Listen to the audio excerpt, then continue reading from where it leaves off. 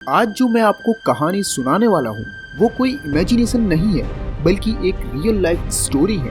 और इस कहानी को सुनने के बाद में आपके रोंगटे खड़े हो जाएंगे। ये कहानी है जोस सैल्वाडोर अल्वारेज़ की, जो एक बहुत ही बड़ा मछुआरा था। बात है 17 नवंबर 2012 की। ये वो तारीख है जब जोस सैल्वाडोर अल्वारेज़ मैक्सिको के एक छोटे से गांव से निकला और गहरे समुद्र में मछली पकड़ने के लिए उतर गया। और मैं आपको बता दूं कि जिस समुद्र में वो उतरा था वो दुनिया का सबसे बड़ा ओशियन था, पैसिफिक ओशियन, यानी हिंदी में प्रशांत महासागर। और ये महासागर इतना बड़ा है कि पृथ्वी पर जितनी भी जमीन है, रेगिस्तान है, बर्फ है, नदी है, तालाब है, झरने हैं, जितना भी है, इन सबको अगर मिला भी दिया जाए तो भी वो इस महासागर की बराबरी नहीं कर सकते।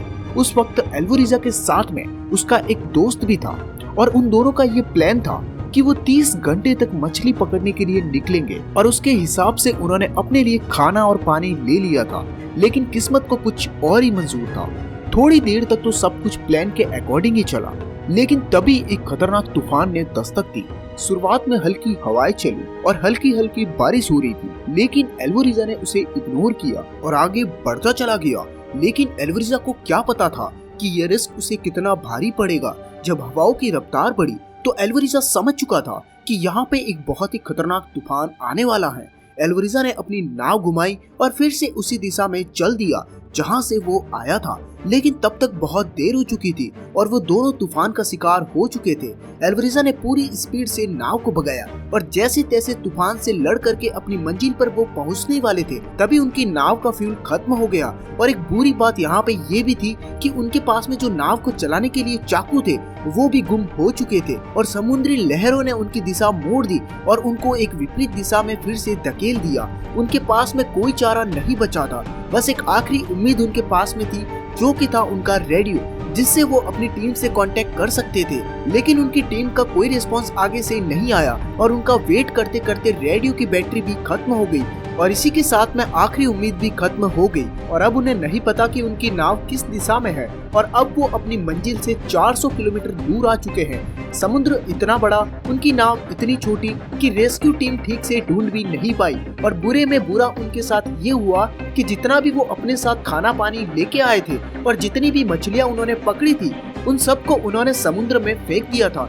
जिससे कि नाव जो है वो स्पीड से चल सके। भूख से उनका हाल बहुत ही बुरा हो चुका था और हालातों ने उनसे वो करवाया जो कि वो कभी सपने में भी नहीं करना चाहते थे। और अपनी भूख को मिटाने के लिए उन्होंने अपने हाथों से समुद्री जानवरों को और मछलियों को पकड़ा और उन जानवरों को उन्हें कच्चा ही खाना पड़ा और अपनी प्यास को बुझाने के लिए बारिश का पानी पीते थे। लेकिन जब बारिश का नामो निशान दूर दूर तक नहीं होता तब उन्होंने जानवरों का खून और अपना पेशाब पिया। मेंटली उन पर कितना टॉर्चर हो रहा था हम सब के लिए इमेजिन करना भी मुश्किल है। और जैसे तैसे करके उन्होंने 4 महीने गुजारे, लेकिन अल्वारेज़ का जो साथी था वो इस टॉर्चर को बर्दाश्त नहीं कर सका और उसकी मौत हो गई। अब अल्वारेज़ अकेला पड़ गया और उसके साथ में बात करने के लिए कोई नहीं था और वो अपनी जिंदगी को जीने के लिए संघर्ष कर रहा था। एक एक दिन काटना उसके लिए मुश्किल हो रहा था और उसके पास में करने के लिए कोई काम नहीं था। एक जगह बैठे बैठे उसकी बॉडी पूरी तरह से खराब हो रही थी। रात में वो तारों को देखता और सोचता काश यहाँ पर कोई आए और मुझे यहाँ से निकाल के ले जाए, लेकिन वहाँ पर कोई नहीं आया। 6 महीने गुजर गए थे और अब अल्वारेज़ पैसिफिक ओशियन, जो कि दुनिया का सबसे बड़ा महासागर है, उसके बीचों बीच जाकर पहुंच गया और उसे नहीं पता था कि वो कहां पर है और उसके साथ में कब क्या होगा। और वो अपने जीने की उम्मीद पूरी तरह से खो चुका था। लेकिन एक दिन उसे एक बड़ी शिप दिखाई दी, लेकिन उसकी छोटी नाव और कोई भी उस पर बड़ा फ्लैग नहीं होने की वजह से वो शिप वाले उस नाव को नहीं देख पाए। और अल्वारेज़ ने खूब आवाज लगाई, खूब हाथ दिखाया, लेकिन किसी की नजर उस पर नहीं पड़ी और 6 महीने बाद उसे मिली एक उम्मीद भी फिर से मर गई। अल्वारेज़ के सर के ऊपर से कई सारे जहाज गुजरे, लेकिन उन्हें सिग्नल देने के लिए अल्वारेज़ के पास में कुछ भी नहीं था। अब अल्वारेज़ अपने गांव से 10,000 किलोमीटर की दूरी पर था। उसने पूरी तरह से खुद को भगवान के भरोसे छोड़ दिया। समय के साथ में उसके पास से कई सारे जहाज गुजरे, लेकिन उसकी मदद के लिए कोई आगे नहीं आया। अल्वारेज़ मरा तो नहीं था, लेकिन उसकी हालत जो थी वो किसी मरे हुए इंसान से कम नहीं थी। अल्वारेज़ अपनी जिंदगी को जीना चाहता था, जिसकी वजह से अल्वारेज़ 400 दिनों तक इतना टॉर्चर सहने के बावजूद भी जिंदा रहा। और अल्वारेज़ ने एक वर्ल्ड रिकॉर्ड बना लिया था, जो कि इस पूरी दुनिया में चाह कर भी कोई बनाने की सोचेगा तक नहीं। बिना किसी सोर्स के अकेले समुद्र में 430 दिनों तक रहना।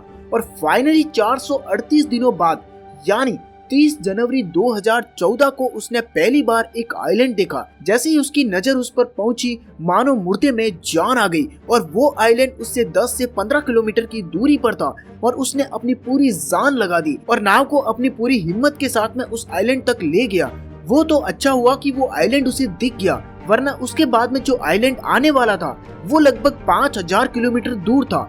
वो जैसे ही आइलैंड पर पहुंचा, 438 दिन बाद उसने पहली बार जमीन पर कदम रखा, लेकिन इतने दिनों तक एक जगह बैठे रहने की वजह से वो ठीक से चल भी नहीं पा रहा था। उसकी आंखों की रोशनी भी बहुत कम हो गई थी। वो जैसे ही उस आइलैंड पर चलने लगा तो वो गिर गया और उसके बाद में वो रैंक करके थोड़ा सा आगे बढ़ा और उसके बाद में वो बेहोश हो गया, क्योंकि उसे समुद्र से मानो नफरत सी हो गई और वो वहाँ पर बेहोश हो गया। और उसे जब होश आया तो उसने अपने पास में आइलैंड के लोकल गार्ड को पाया। गार्ड ने तुरंत अपनी टीम से कांटेक्ट किया और उन्हें एल्वरिजा के बारे में बताया। एल्वरिजा का इलाज होने के बाद में उसे अपने देश वापस भेज दिया गया। एल्वरिजा जब वापस अपने परिवार के पास पहुंचा तो सभी की आंखें खुली की खुली रह गई, क्योंकि सभी मान चुके थे कि एल्वरिजा इस दुनिया में नहीं रहा।